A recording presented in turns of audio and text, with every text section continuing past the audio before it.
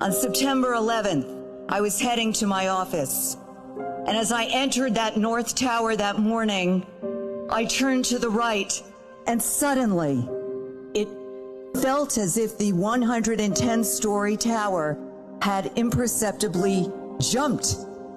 It was punctuated by a loud, piercing, whistling sound. 90 floors above me, the first jet plane had been crashed into the building, cutting through its central core.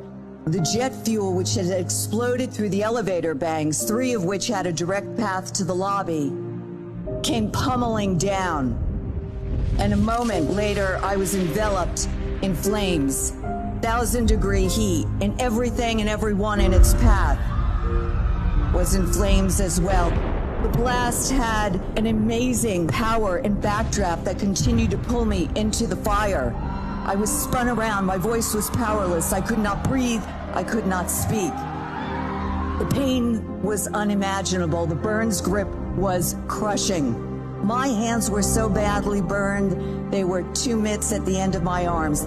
I realized that this was my moment and my choice. I could keep fighting, I could surrender, and I decided to live. And I knew that my only shot was across 6 lanes of highway where they had recently laid a narrow strip of grass.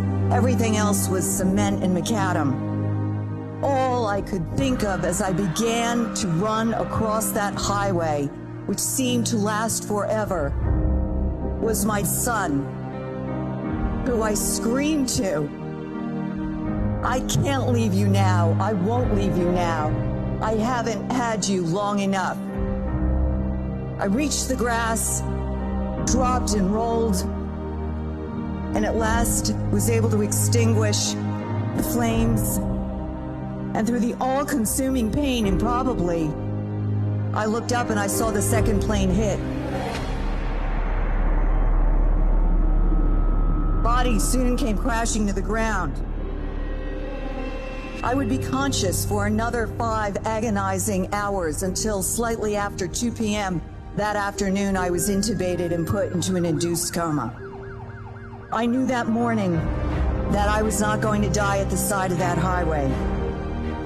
That if I could make it through the flames, that if I could extinguish them, that if I could escape that war zone, if I could take that next breath, if I could learn to breathe again, to speak again, to walk again, to move my body again, that I would live in a body that was forever changed, but it would be a life that was there for the taking. It was mine. I survived because of will, because of faith, and because of love. All of us have been or will be wounded in some way, physical or psychologically.